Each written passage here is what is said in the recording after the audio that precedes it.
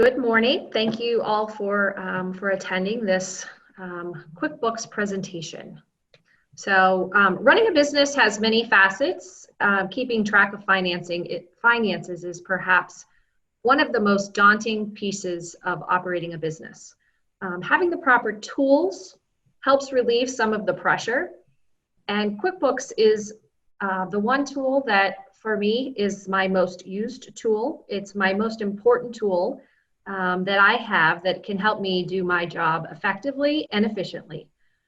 I found that there are many great finance package tools out there, but I tend to, I've found that QuickBooks is the one that works best for the businesses that I'm involved in. So Sarah Beals, who is a Fordham University junior finance and accounting major. She's also a Morgan Franklin fellow, and she interned with us at Innovision Realty this summer, and we had her focusing on QuickBooks and a lot of the financial aspects of all of our businesses. She did a fantastic job here in the office. We were excited to have her. She did not have any QuickBooks experience when she walked into the office on the first day.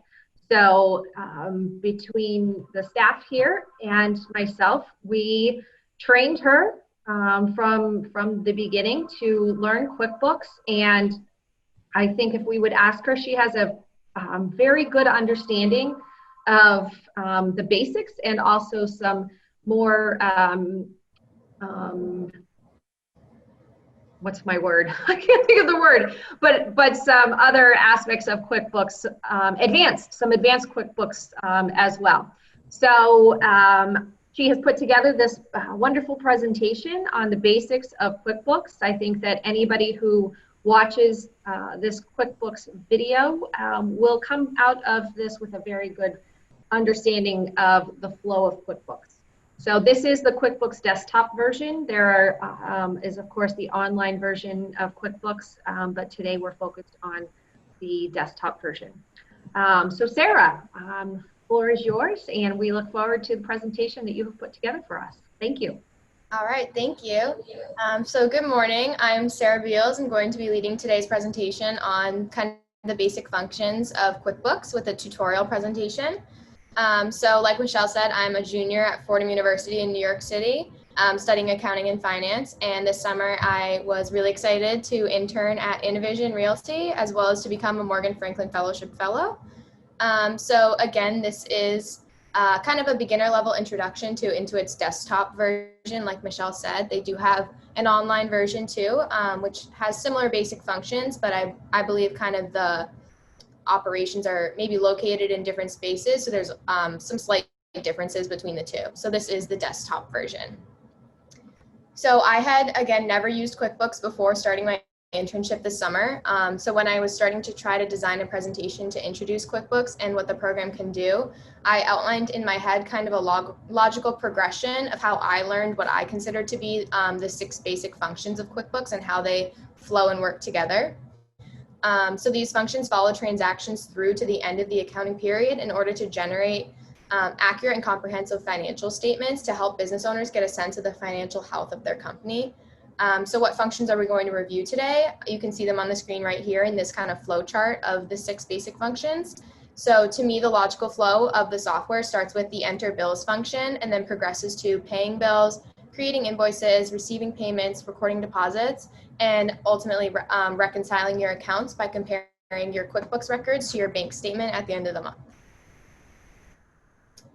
So one thing I definitely learned this summer is that there are a bunch of different ways to navigate throughout the software. So what you're looking at right now is the home screen of QuickBooks, and I've kind of outlined those 6 main functions where you can find them on the home screen.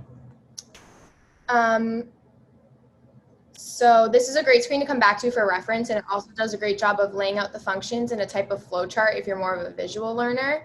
And it's a great jumping off point also to be able to open up your chart of accounts and your check register easily throughout your process.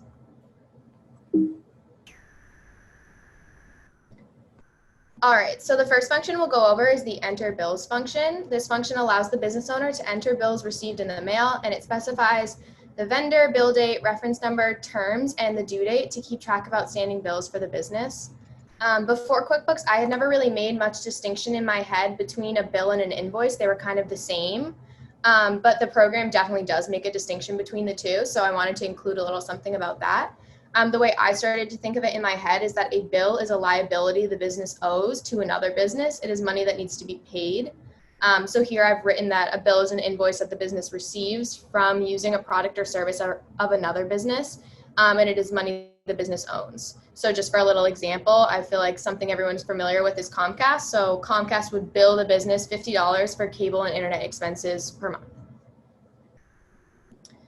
So again, here I just wanted to highlight kind of the different ways you can navigate through the software. So you could either access the enter bill function by clicking the icon on the home screen, which I had shown, or by clicking up at the top, you can go to vendors, enter bills, and they'll both bring you to the same spot. So this screen is what's going to open up. Looking at your bill, you're going to want to identify some different information to input into QuickBooks. So you'll find the vendor name, bill date, a reference number, total bill amount, and the terms of the bill if given. So then down in the expenses tab, you will need to select the proper expense category that the bill fits into. This could be like office supplies for a bill from Staples, or cable and internet expenses for a bill from Comcast. You can enter a memo if you want to clarify anything additionally, or if you want to include any notes or information about the bill, like maybe if it's a different amount than normal or something like that, you can make a little note of it in the memo section. You can then select a class that the bill would fit into. Classes are a way to organize and sort transactions. If a business owns, say, multiple properties, it may want to classify all its transactions by property address to be able to generate say a profit and loss statement for each property, just get kind of a sense of where each property is at financially instead of just the whole company as a whole. So then you'll click save and close or save and new down at the bottom after you've inputted all the information. So sometimes you're going to run into the issue of you might not have a vendor stored in QuickBooks yet. Say you just started using a new service, a new company to do a service for you. You're going to have to input the vendor on its own to create a new vendor name in QuickBooks. So when this happens, you'll type the vendor name into the vendor name spot as you normally would. And then when you tab to click over to the next information to input, it's going to give you kind of what's going to look like an error message, which will say vendor not found. And you can click setup, and it's going to bring you to this screen shown on the right, where you can input the vendor name, their phone number, email address, their full address down in the address details, which will be great for if you ever want to print out a check to send to them. QuickBooks will register the information on the check for you. All right, so after you've entered your bills into QuickBooks, they will be stored in accounts payable. The pay bills function allows the business owner to keep track of which bills have been paid by the business. The bank account the bill is paid from, as well as the date the bill is paid, are specified for records. So again, you can either access the paid bill function by clicking the icon on the home screen or by going to vendors pay bills, and it's going to bring you to the same location. So this screen on the right is what's going to open up. You will click to check the box to the left of each bill that you are paying. So you can see here that Eversource due on August 20th, 2020 has been checked off. So that means that that's the bill that's being paid in this section. So once all the bills to be paid have been checked off, you're going to want to confirm that the date at the bottom of the screen is correct, as well as the payment method. So if it's a check, you can either click to be printed, which means that you will put in your check papers and a number will automatically be printed onto it. Or you can click assign check number if it was like a handwritten check in your checkbook, and you can input the number through QuickBooks. You're also going to want to check to make sure that the bank account that you're paying the bill from is correct. So if you have like an operating account on TD Bank versus maybe a Charles Schwab account, which we used a lot this summer, you're going to want to make sure you make the distinction between where the money is coming out of. All right, so that brings us to creating invoices. This function allows the business owner to create and print invoices to be sent to customers and clients for products or services performed by the business. So again, to clarify the distinction between an invoice and a bill, I've written here that an invoice is given from the business to a customer for a product or service performance. This is a record of money that a customer owes to the business or money that the business will collect. So a bill represents money going out of the business, and an invoice is meant to be the promise of money coming in. So just for a quick example, Joe's Landscaping gives Sally Jones a $60 invoice for landscaping services provided by his company. And again, this is just illustrating different ways to get into the different functions. You can either click the Create Invoices button on the home screen, or you can go to Customers and Create Invoices, and they will both open up the same screen, which is shown to the right here. At the top, you're going to want to enter in your customer name into the customer job, and you can select a class if applicable. You're going to enter the invoice date and invoice number. The invoice number is usually auto-filled on QuickBooks because they will keep track of how many invoices you've created on QuickBooks. You're going to enter terms of the invoice when you want the bill to be paid by, and then also you're going to enter what the item is. This will be what the product or service is for. So an example of an item name would be like rent if you're collecting someone's rent for the month. So if the item doesn't already exist in QuickBooks, kind of like how if you're using a new vendor and you had to create a new vendor item within QuickBooks, you can create a new item within QuickBooks. So you'll enter the item name and click the drop down button that will appear and click Add New. And then you can specify the type of item it is, if it's a service, if it's another charge, kind of et cetera like that. You'll enter the item name. So if it was rent, you would enter rent. And then you can enter a rate, which is optional depending on the item, and select the account. So that'll be usually an income account for an invoice that you would want all the invoices with this item to be classified for. So if your item was rent, you would want the account to be something like rental income. So after you've entered all that, you're going to want to enter the quantity and description of the product or service, the rate, if not already specified by the memorized item. You're going to want to input that as well. Select a class and then look at the amount category shown to the right. This number will automatically fill in if you have both a quantity and a rate in there. It's just going to kind of do like a formula to fill in the amount of the invoice. And then after all the information is accurately entered, you're going to save and close, or you can save in new if you have another invoice to be created. So after you've sent out your invoices, you're going to receive payments. So this function allows the business owner to record payments that have been received for invoices due. It applies payments to specific invoices in order for QuickBooks to recognize which invoices have been paid and which are outstanding. So if needed, you could, as the business owner, generate a list of all of your outstanding invoices to know who has paid you and who hasn't, and maybe who you need to follow up with and who you don't. So the customer payment amount the customer received from, as well as the date deposited to the bank and payment type are all specified for the QuickBooks records. Again, you can either access receive payments on the home screen by clicking the receive payments icon, or by going to customers and then receive payments.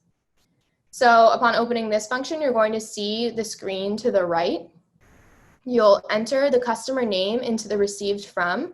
For example, here we've used 470 Mast Road, which then will pull up a list of all of the outstanding invoices in QuickBooks. You'll enter the payment amount. So here we have $41.44 for the bill due. And then make sure that you are applying that payment to the correct invoice. So here, you just want to make sure usually it's for the earlier invoice is what you want the payment to be applied to. So here we're applying the $41.44 to the invoice due on the 12th of July, 2020. So after you've clicked and there's a check mark selecting the invoice you want the payment to be applied to, you can specify the payment type. So like if it's a check, you'll click up at the top check, and you can input a check number for your records just to keep things organized. And then you will click Save and Close. So after you have received a payment, you're going to see on your home screen on the Record Deposits icon, there's going to be kind of a little marking that will show that you have a deposit to be recorded. So this function allows the business owner to combine the transactions or payments you've received into a single deposit in order to match maybe a deposit slip that you gave the bank. So say you had a payment from Joe's landscaping and a payment from Sally's rent, but you deposited them in the same amount, you're able to combine those payments here so that it's one deposit and still cohesive with your bank statement for when you're reconciling at the end of the month. So to access record deposits, you're going to want to click on it from the home screen, and it's going to bring you to these screens here. Since you have received a payment, the screen on the left will be displayed once you open the function. Select the payment you wish to record and then select OK. This will bring you to the screen shown on the right.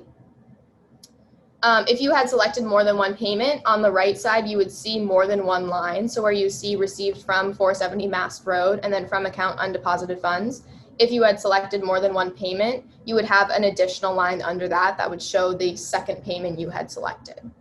So you're going to want to check and make sure that you're depositing into the correct bank account. So again, making that distinction between maybe your TD Bank account and your Charles Schwab account. Just make sure that the money is going to be going into the correct account.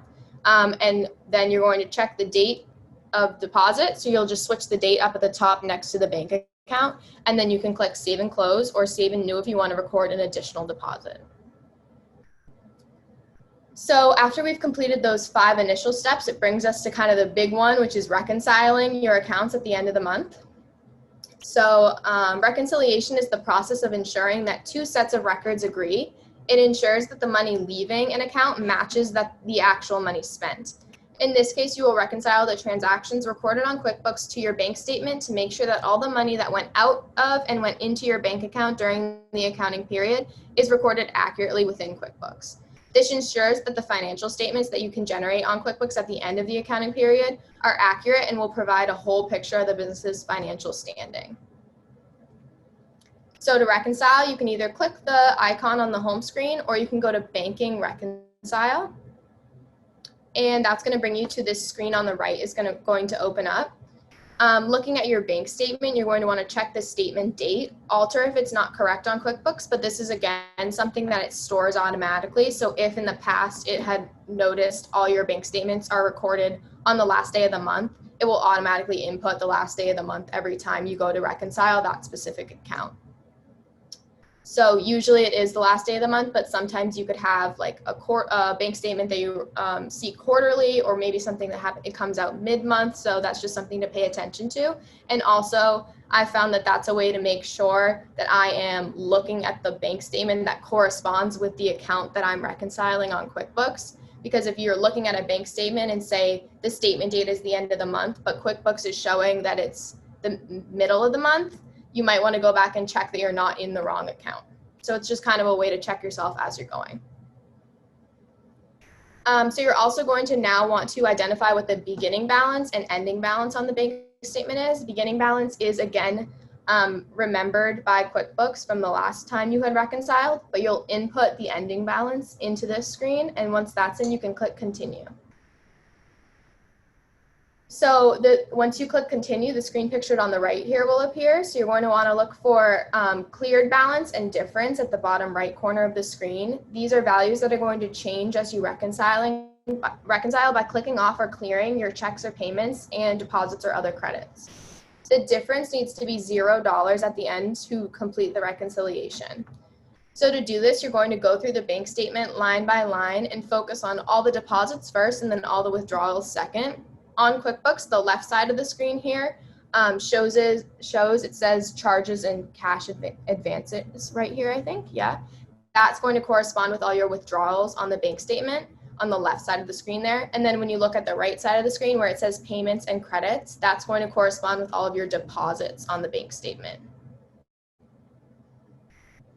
So dealing with deposits first, you'll start at the top or beginning of the month on your bank statement, which normally the payments are listed chronologically. So you want to match up the deposits on the bank statement to those listed on QuickBooks. Some of them might not be in QuickBooks yet, so you will have to enter them as you reconcile. But when they do match, you're going to click on the QuickBooks entry so that a check mark appears to the left of the entry. This is when you'll notice that the difference value in the bottom right-hand corner is changing. And that's eventually, once you have them all clicked and checked off, is going to be what brings your difference down to $0.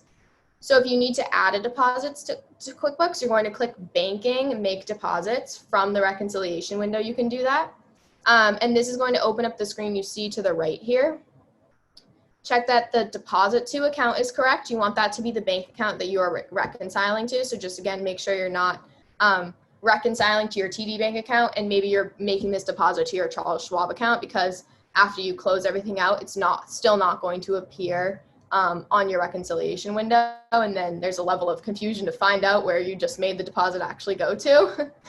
So you'll change the date to match the bank statement.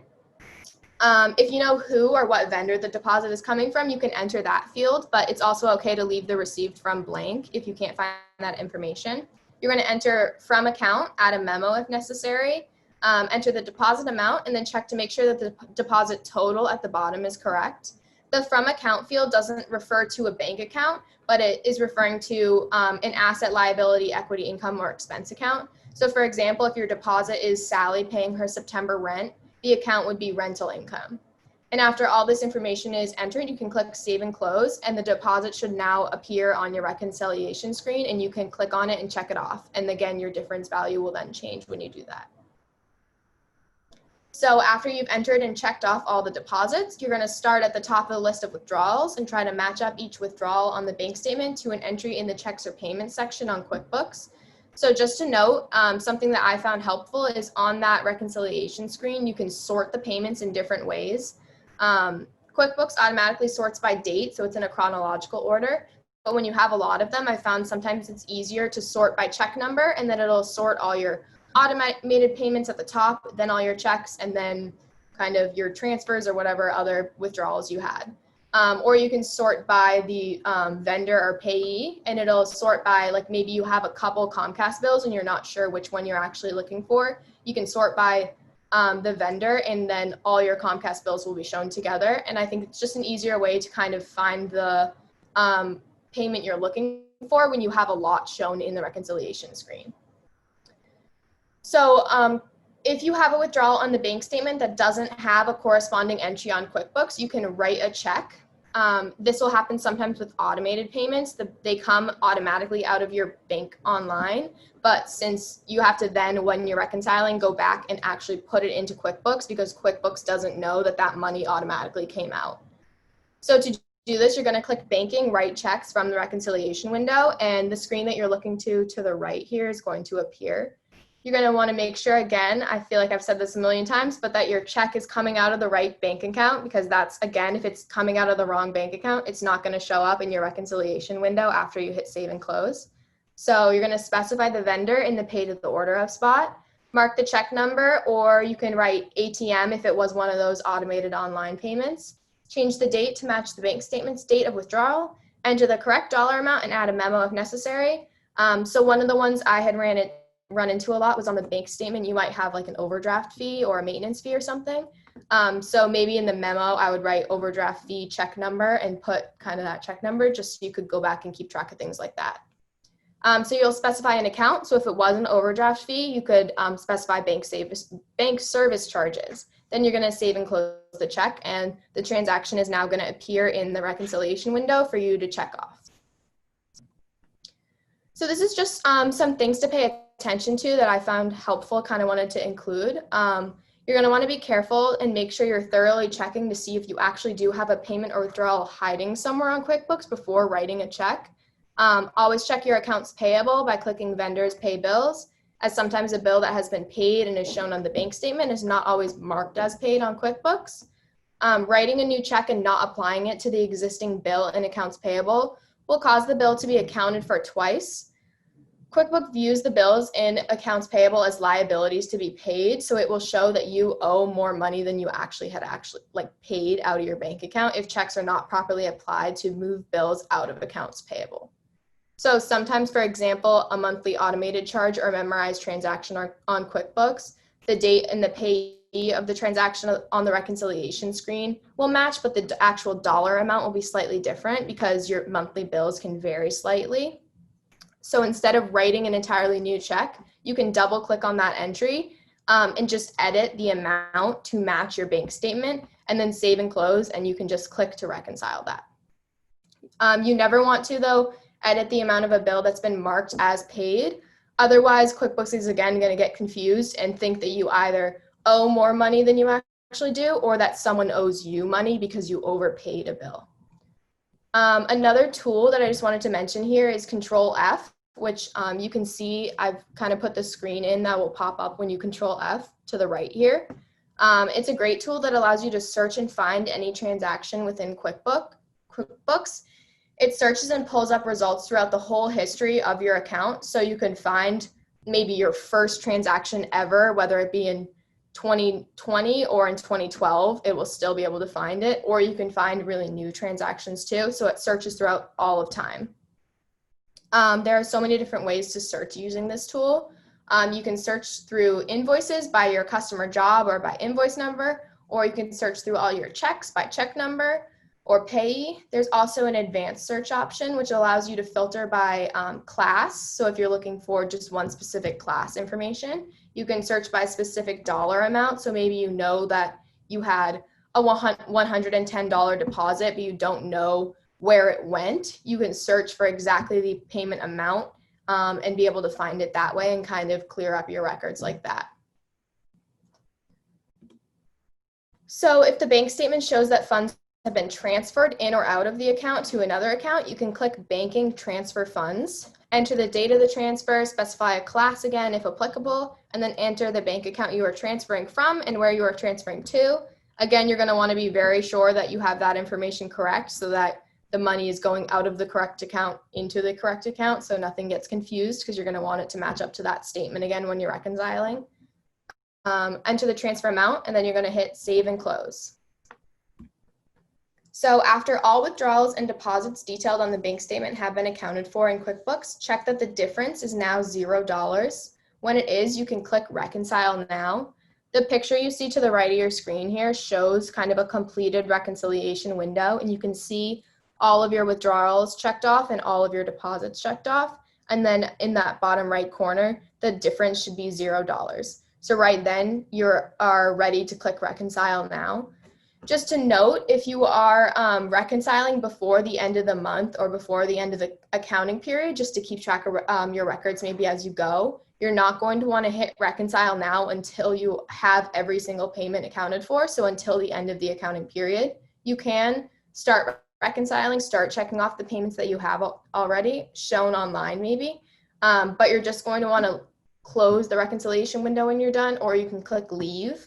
And everything that you've done up to this point will be saved for when you come back at the end of the month to finish reconciling. And you can just input your new withdrawals and new deposits, and then you're going to click Reconcile Now. So after you've finished the reconciliation, we've now completed this kind of flow chart of what I consider the basic functions of QuickBooks. So to quickly review, we started by entering bills received by the business, then moved on to paying those bills to move them out of accounts payable and get rid of that liability. Next, we created invoices to send to our customers, received payments from customers and applied them to existing invoices, and then recorded the deposits of these payments. Finally, we brought all the steps together, culminating in the reconciliation of the QuickBooks accounts to the bank statement released at the end of the month. And now that this process has been completed, as the business owner, we could generate different financial reports, like a profit and loss or income statement to review revenues compared to expenses for the period, or generate a balance sheet to show your assets, liability, and equity during the period. So I've also just included kind of a couple pages of reference of terms that I found were helpful throughout kind of my learning QuickBooks.